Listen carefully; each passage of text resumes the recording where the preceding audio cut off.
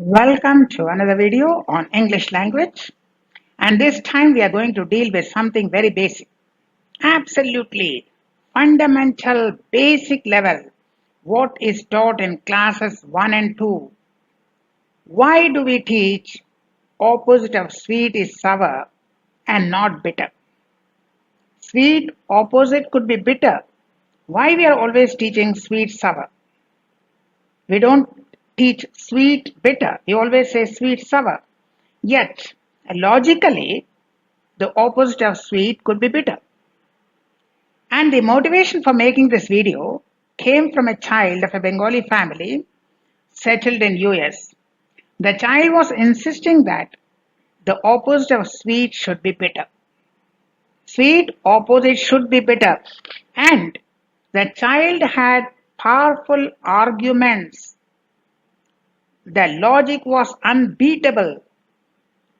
Perfect argument, perfect logic. So that's what actually motivated me to research and why sweet opposite is given as sour in textbooks, but sweet opposite, why don't we teach bitter? Why don't we teach sweet opposite bitter? So thanks to the child, let us examine why most textbooks would say sweet opposite sour and not sweet opposite bitter. And the first thing to realize is that opposites are not always absolute. Why opposite of sweet is sour, not bitter? Opposites are not always absolute. Let us examine, can a word have more than one antonym? Is it possible that a word might be having more than one opposite? For instance, in voice, sweet voice versus harsh voice. If you think of nightingale versus crow. Smell, sweet smell versus foul smell when you think of, say, rose flower and something rotting. Memory, sweet memory versus bitter memory. So a word can have more than one opposite according to context. So it should be experience rather than textbook, which will decide which is the correct opposite. Because a word might be having more than one antonym, more than one opposite. Opposites are not absolute. But still, we will examine why sweet opposite is not given as bitter in textbooks.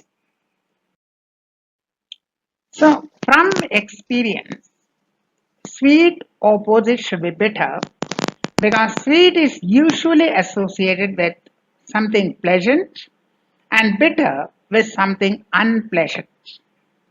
And the argument given by the child, the powerful, unbeatable argument given by the child, after taking bitter medicine, the parents give the child some candy or some sugar or some toffee. So what happens? The sweet candy or the sweet toffee is used to cancel the bitterness of the medicine. After taking bitter medicine, the child is given candy or toffee or something like that or chocolate. So according to the child, sweet taste is the opposite of bitter because to remove the bitter taste from the tongue, you are using sweet sugar or honey or toffee. So sweet cancels bitterness. Sweet taste cancels bitterness. This is experience-based thinking. The child did not by heart from the book. That was the experience that after taking bitter medicine, the child is given sweet candy. So sweet taste cancels bitter taste. So bitter opposite sweet. The unbeatable logic, the perfect argument. Now let us see why language teachers do not actually follow the experience sweet bitter, but they teach sweet sour. Now opposite from classification, the primary meaning of sweet refers to taste, not to sweet memories, not to sweet voice, not to sweet smell. The primary meaning is referring to the taste. So, when we give the opposite out of context, unless you say sweet voice or sweet smell, out of context, when you say a single word sweet, we should give the opposite within that category, within the taste category. We should not go to smell, we should not go to voice, we should not go to dreams, we should not go to experience. We should be searching for an opposite within the category, that is a taste category. And the four main tastes are sweet, sour, salty, and bitter. So harsh or foul smell, harsh voice, that is out of the question because we are going to concentrate only on taste. But again, both sour and bitter are tastes. So sweet sour or sweet bitter, both are within the taste group. So why do we say sweet opposite sour? Because bitter is also within the category of taste. So sweet can be sour if you compare, say, sweet grapes and sour grapes, and sweet can be opposite to bitter if you compare, for instance, sandesh with neem begun. Neem begun, neem leaves with brinjal is one of the what do you call the topmost delicacy enjoyed by everyone. So if you are comparing with taste, you can compare a rasgulla or sandesh with neem begun, sweet bitter. You can also compare grapes, sour grapes and sweet grapes. And also here, bitter means unpleasant. That idea breaks down because whether it is sandesh or rasgulla or neem begun, you are enjoying. You're enjoying neem begun. It's not unpleasant. It may be bitter, but you relish that. So bitter does not mean unpleasant. So that category breaks down, but still we have to go deep and find out why textbooks give sour and not bitter as the opposite of sweet.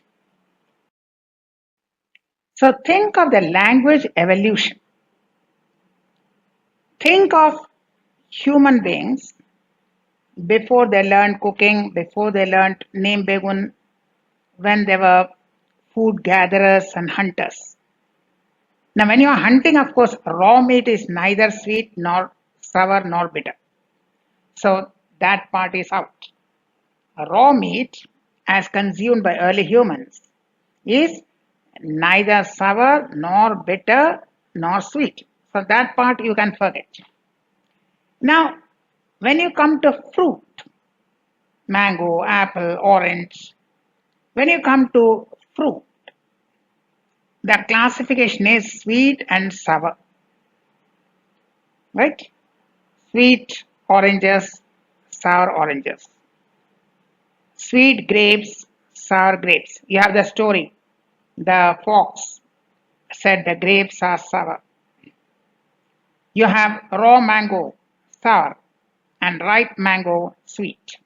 So when you come to fruits, which would be the first thing human beings experienced outside the raw meat, fruits are mainly sweet and sour.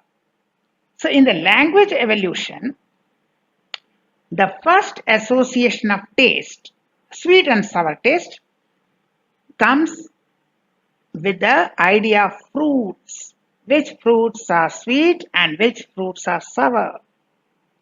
So that is the reason, if you think of the evolution of human beings, whose first encounter was with fruits, other than meat, of course, with fruits. So the predominant tastes were sweet and sour. So according to them, sweet opposite sour. Even now when you go to market, what do you ask? What do you ask the shopkeeper? The grapes, will it be sweet or will it be sour? When you are buying oranges, your idea is whether it will be sweet or whether it will be sour. So the same thing, whenever you go to market for fruits, your idea is always sweet and sour. So according to the language evolution, sweet opposites sour because the main idea of taste of early humans would have been in association with fruits, oranges, mangoes, grapes.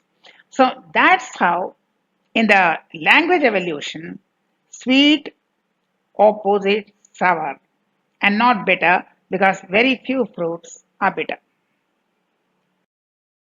So context matters. If you are talking of experience, the opposite of sweet would be bitter. In fruit comparison, grapes and oranges and mangoes, sweet opposite sour.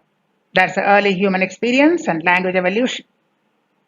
If you are talking about voice, then sweet opposite harsh. So opposites depend on context because language is flexible. Sweet, primarily it is a taste, but you are applying to voice, you are applying to experience, you are applying to smell, you are applying to dreams. Now language is flexible. But when you teach in the textbook, that's out of context. You're out of context. You're teaching one word, good, bad, right? Full, empty, slow, fast. So you're teaching actually out of context, just one word opposites. In that case, textbooks would rely on the early human experience and language evolution, which would naturally connect the word sweet with fruits. And the context of fruits, sweet opposite sour.